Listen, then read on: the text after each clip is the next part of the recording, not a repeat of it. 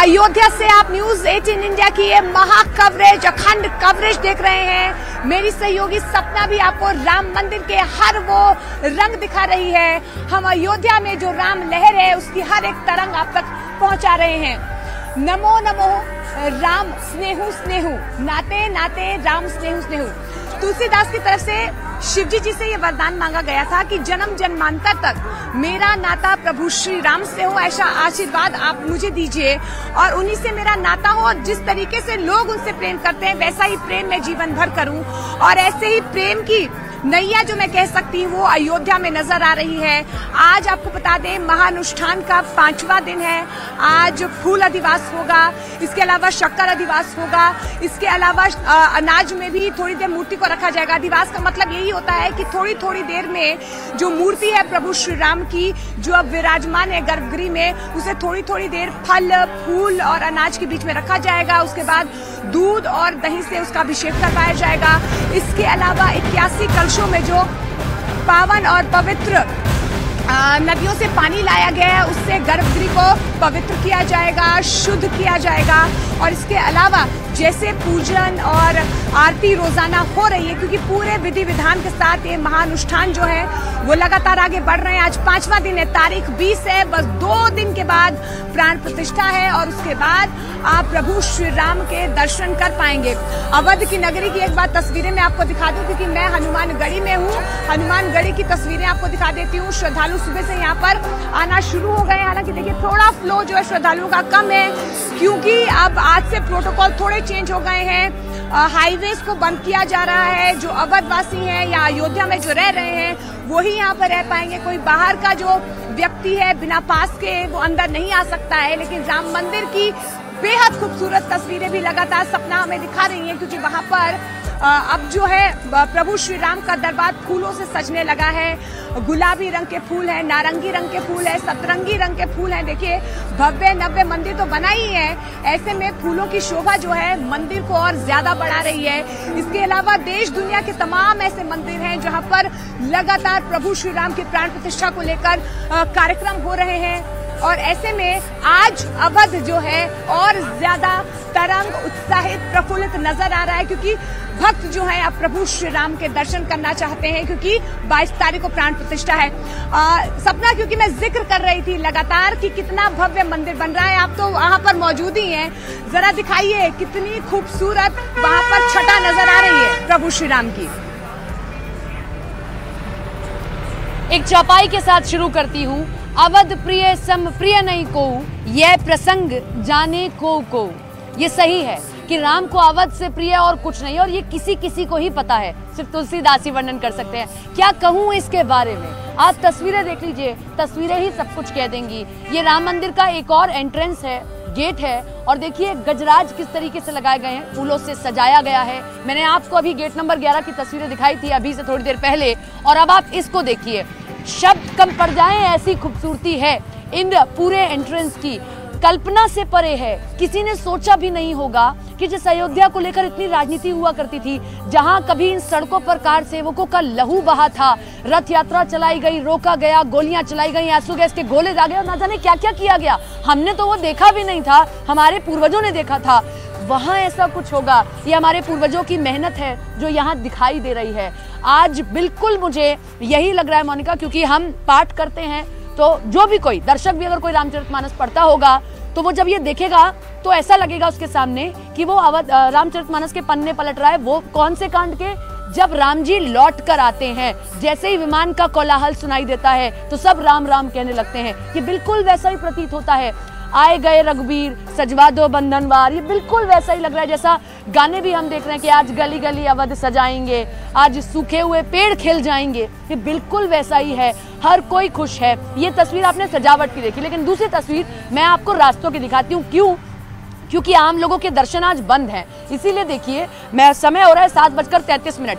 आमतौर पर इस समय तक इस रोड पर, क्योंकि ये रामपथ है, काफ़ी हलचल होती है, सड़कों पर लोगों की और गाड़ियों की आवाजाही होती है, लेकिन आज यहाँ पर किसी तरीके की कोई आवाजाही नहीं दिखाई दे रही है। आप देख सकते हैं शांति है यहाँ पर, क्योंकि आम लोगों के दर्शन नहीं हो रहे हैं। तो ये रास्ता है रामपथ का, लेकिन इस खूबसूरती का वर्णन नहीं किया जा सकता।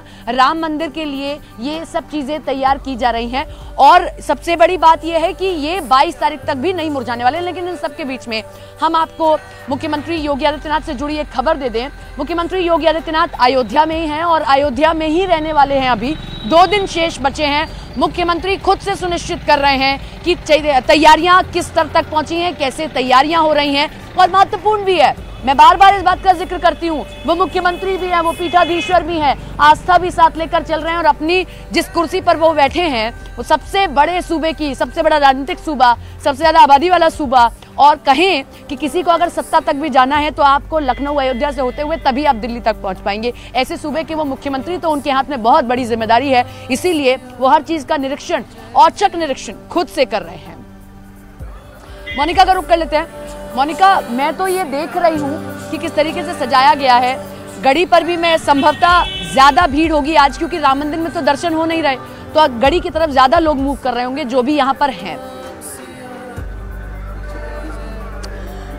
देखिए सपना, वैसे तो जिस तरीके से आप कह ही रही हैं, क्योंकि तमाम हाईवेज और रास्ते जो है फिलहाल जो है सील बंद कर दिए गए हैं।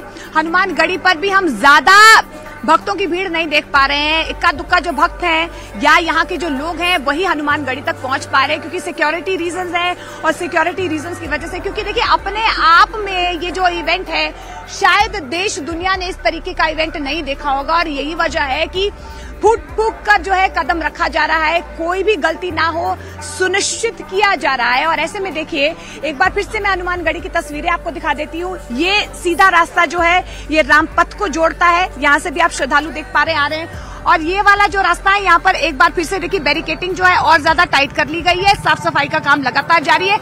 ये सीधे श्री राम जन्मभूमि यानी कि राम मंदिर को ये रास्ता जोड़ता है। तो देखिए फिलहाल जो इक्का दुक्का यहाँ पर लोग आ रहे हैं, लेकिन श्रद्धालुओं की आस्था जो है वो कम होने का नाम नहीं ले रहे। जिस तरीके से देखिए दर्शन अब प्रभु श्री राम के जो टेंट में रह रहे हैं उनके दर्शन बंद कर लिए गए हैं, लेकिन फिर भी लोग इंतजार करना चाहते हैं, क्योंकि ये आपने भी कहा है कि अयोध्या धैर्य जानता है, और ये धैर्य कोई 1-2 सालों का नहीं है, 500 सालों का संकल्प है, 500 सालों का इंतजार है जो पूरा हो रहा है। एक आध और दिन जो है यहाँ पर प्रभु श्री राम के भक्त रुकना चाहते हैं और 23 तारीख से दर्शन भी करना चाहते हैं।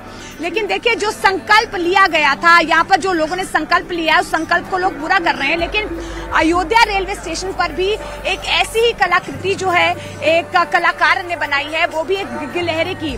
अब गिलहरी का समर्पण किस तरीके से प्रभु श्री राम के लिए रहा है ये आप सब जानते हैं। लेकिन एक बार फिर से हम आपको बता दें, जब श्री राम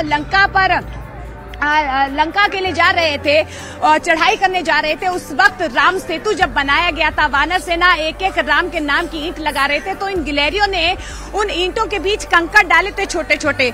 गिलहरियां नाराज हो गई कि वानर सेना उनका मजाक उड़ा रही है, लेकिन प्रभु श्री राम ने बड़े स्नेह के साथ, बड़े प्यार के साथ उन गिलहरियों के समर्पण को हमेशा याद किया है, और उन्हीं के समर्पण में रेलवे स्टेशन पर ये अद्भुत अलौकिक कलाकृति बनाई गई है। हमारे सहयोगी रवि सिंह ने यहाँ का जायजा लिया है, रिपोर्ट देखिए।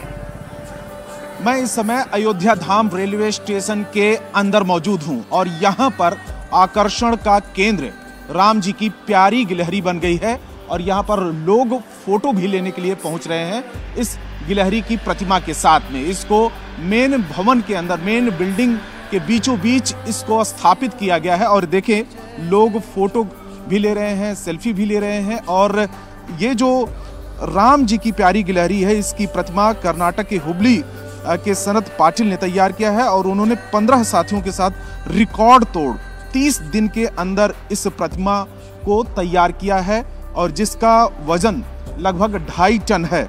मान्यता है कि राम सेतु बनाने में गिलहरियों का भी महत्वपूर्ण योगदान रहा है। सभी गिलहरियां अपने मुंह में मिट्टी भर कर लाती थी और पत्थरों के बीच में उनको भर देती थी। तभी एक वानर ने गिलहरी का परिहास किया। तब श्री राम उठे और वानरों से कहा कि तुमने इस गिलहरी को इस तरह से क्यों लज्जित किया। श्री राम ने कहा कि क्या तुम जानते हो कि गिलहरी द्वारा समुद्र में डाले गए छोटे छोटे जो पत्थर हैं, जो तुम्हारे द्वारा फेंके जा रहे हैं, बड़े पत्थरों के बीच में फासले को भर रहे हैं। तब श्री राम ने गिलहरी को प्यार से उसको सहलाया और इस घटना के बाद क्षमा भी मांगी और उसके कार्य को सराहना करते हुए उसकी पीठ पर उंगलियों से स्पर्श किया। श्री राम के इस स्पर्श के कारण गिलहरी की पीठ पर 3 रेखाएं बन गई हैं। तो फिलहाल ये देखिए जो अयोध्या धाम रेलवे स्टेशन है जिसको विश्व स्तरीय बनाया गया है, तैयार किया गया है और प्रधानमंत्री ने इसका हाल ही में उद्घाटन भी किया था। अब इसको इस जगह पर स्थापित किया गया है। News 18 India।